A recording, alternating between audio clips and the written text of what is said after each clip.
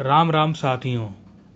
कल्पना कीजिए एक ऐसा महल जहां गर्मी के दिनों में भी पानी उपलब्ध हो, जहां पानी सिर्फ कुएं में नीचे नहीं रहता बल्कि अलग अलग हिस्सों तक पहुंचता है।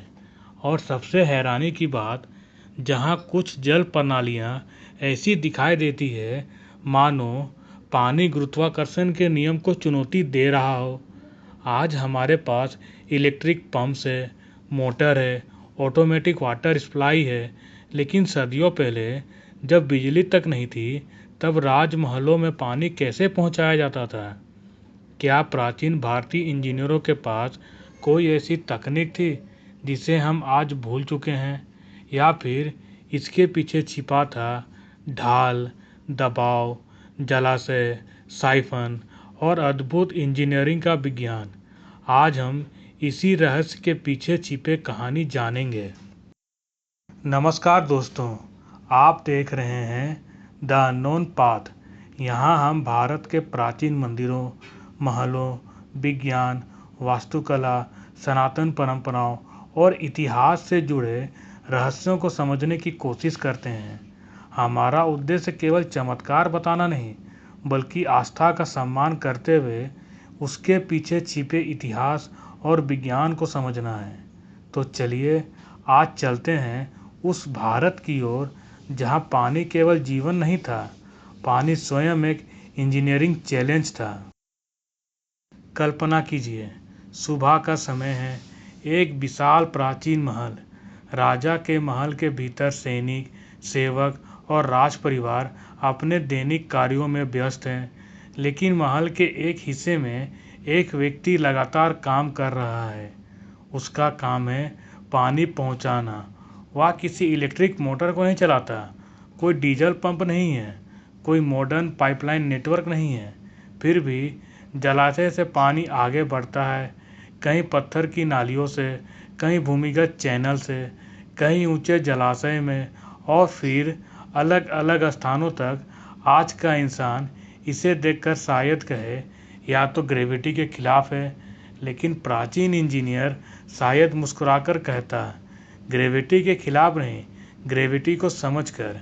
यही है हमारी कहानी का पहला रहस्य। रहस्य नंबर 1, क्या पानी सच में ग्रेविटी को चुनौती देता था? सबसे पहले एक बात स्पष्ट कर ले, पानी वास्तव में गुरुत्वाकर्षण के नियम को नहीं तोड़ता। यदि पानी को बिना बाहरी ऊर्जा के किसी ऊंचे स्थान तक लगातार उठाना हो तो हमें किसी विशेष भौतिक प्रक्रिया या ऊर्जा स्रोत की आवश्यकता होगी। लेकिन प्राचीन जल प्रणालियों में अक्सर ऐसा किया जाता था कि पानी पहले किसी ऊंचे रिजर्वयर या टैंक तक पहुंचाया जाए, उसके बाद ग्रेविटी का उपयोग करके उसे नीचे की ओर विभिन्न हिस्सों में पहुंचाया जाए। यानी ग्रेविटी दुश्मन नहीं थी, वह इंजीनियरिंग की साथी थी। रहस्य नंबर 2, महलों में जलाशयों की भूमिका। प्राचीन भारतीय वास्तुकला में जलाशय अत्यंत महत्वपूर्ण थे। किले हों, महल हो, मंदिर हो या शहर, पानी को संग्रहित करना जीवन और सुरक्षा दोनों के लिए जरूरी था। ऊंचाई पर बने रिजर्वयर का एक बड़ा फायदा था कि जब पानी ऊंचाई पर जमा हो जाता तो नीचे की ओर जाते समय उसकी स्थितिज ऊर्जा उपयोग हो सकती थी। इसी सिद्धांत से फव्वारे, जलधाराएं, स्नान व्यवस्था, बागों की सिंचाई और विभिन्न जल मार्ग बनाए जा सकते थे। रहस्य नंबर 3, एंशिएंट इंजीनियर्स ने स्लोप को समझा। आज प्लम्बिंग में हम पाइप की स्लोप को बहुत गंभीरता से लेते हैं। प्राचीन इंजीनियर्स भी जल प्रवाह के लिए ऊंचाई के अंतर और चैनल की ढाल को उपयोग कर सकते थे। एक चैनल यदि सही ग्रेडियंट पर बनाया जाए तो पानी स्वाभाविक रूप से बहता है। समस्या तब आती है जब चैनल बहुत ज़्यादा ढलान वाला हो या बहुत कम। बहुत ज़्यादा स्लोप से पानी की गति और इरोजन की समस्या हो सकती है। बहुत कम स्लोप से पानी रुक सकता है। इसलिए असली कौशल था सही ग्रेडियंट चुनना। रहस्य नंबर 4, पत्थर की नालियाँ और भूमिगत चैनल्स। प्राचीन भारत के कई ऐतिहासिक स्थलों पर जल प्रबंधन से जुड़े कुएं, तालाब, step wells, stone channels, underground drains और रिजर्वियर जैसी संरचनाएं मिलती है। इनका उद्देश्य केवल पानी को बहाना नहीं था, बल्कि पानी को बचाना, नियंत्रित करना और सही जगह पहुंचाना था। कल्पना कीजिए, आज हम पानी की एक पाइपलाइन बिछाने के लिए मशीनरी का उपयोग करते हैं, लेकिन प्राचीन काल में एक चैनल्स बनाने के लिए पत्थर काटना, सही दिशा तय करना, ऊंचाई मापना और जल प्रवाह का अनुमान लगाना अपने आप में एक बड़ी इंजीनियरिंग चुनौती रही होगी।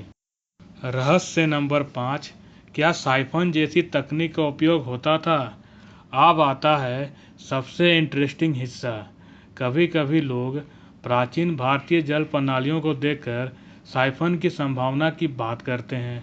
साइफन एक ऐसी व्यवस्था है जिसमें द्रव एक विशेष कॉन्फ़िगरेशन में प्रेशर और ग्रेविटी के कारण एक ऊंचे बिंदु के बाद नीचे की ओर जा सकता है। लेकिन यहाँ सावधानी जरूरी है। किसी विशेष भारतीय महल में साइफन सिस्टम था।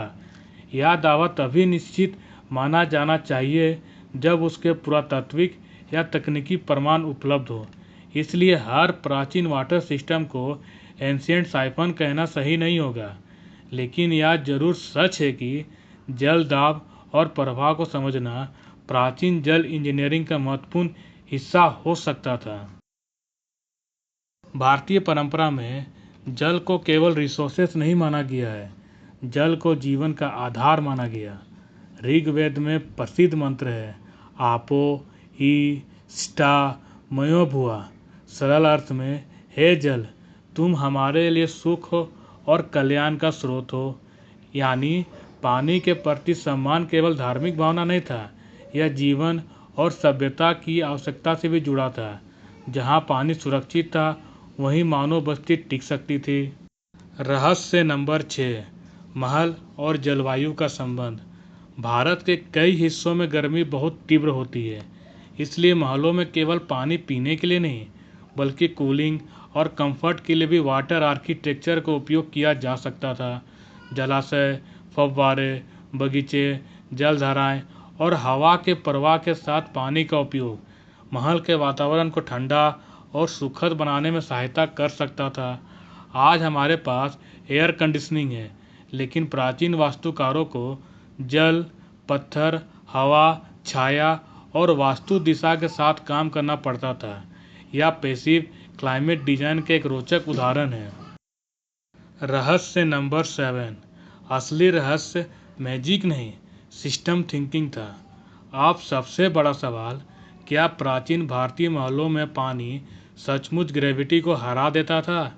नहीं, और शायद यही बात इसे और भी अलग बनाती है, क्योंकि असली उपाधि ग्रेविटी को हराना नहीं था, बल्कि ग्रेविटी को अपने पक्ष में इस्तेमाल करना था। जलाशय कहाँ होगा, पानी कहाँ से आएगा, कितना पानी जमा होगा, किस दिशा में चैनल जाएगा, कहाँ प्रेशर बढ़ेगा, कहाँ ओवरफ्लो होगा और बारिश के मौसम में क्या होगा, यह पूरा सिस्टम एक साथ सोचना पड़ता था। यही इंजीनियरिंग है। लेकिन एक सवाल अभी भी बाकी है, अगर ये लोग पानी की मूवमेंट को इतनी अच्छी तरह समझते थे, तो उन्होंने इसे केवल महलों तक सीमित क्यों नहीं रखा? क्या सही नॉलेज मंदिरों, बावड़ियों, किलों, कृषि क्षेत्रों और प्राचीन नगरों में भी इस्तेमाल हुई? और क्या आज भी भारत की कुछ पुरानी जल संरचनाएं हमें ऐसी इंजीनियरिंग दिखा सकती है जिसे मॉडर्न सिटीज भूल चुकी है? यहाँ से कहानी इतिहास से निकलकर आज के भविष्य तक पहुँचती है। अब आपकी बारी। अगर आपको प्राचीन भारत की कोई एक इंजीनियरिंग टेक्निक दोबारा सीखने का मौका मिले, तो आप क्या चुनेंगे? पहला, एंशिएंट वाटर सिस्टम्स। दूसरा, टेम्पल इंजीनियरिंग। तीसरा, स्टेप वेल्स। चौथा, एंशिएंट कूलिंग सिस्टम। कमेंट में केवल 1, 2, 3 या 4 लिखिए और बताइए कि अगली वीडियो किस विषय पर चाहिए। आप सोचिए, आज हमारे शहरों में पानी की समस्या बढ़ रही है। कहीं बारिश का पानी बहकर निकल जाता है, कहीं ग्राउंड वाटर कम हो रहा है, कहीं पाइपलाइन में लीकेज है और कहीं लोग पानी के लिए लंबी दूरी तय करते हैं। लेकिन हमारे पूर्वजों ने एक बात बहुत पहले समझ ली थी, पानी को केवल इस्तेमाल नहीं करना है, उसे बचाना भी है। एक तालाब, एक बावड़ी, एक रिजर्वेयर, एक रिचार्ज सिस्टम, ये केवल पुरानी स्ट्रक्चर नहीं थे, ये भविष्य के लिए बनाई गई सोच थी। अगर आज हम उनसे सीखें तो शायद हमें हर समस्या का समाधान टेक्नोलॉजी में नहीं, टेक्नोलॉजी और नेचर के संतुलन में मिलेगा।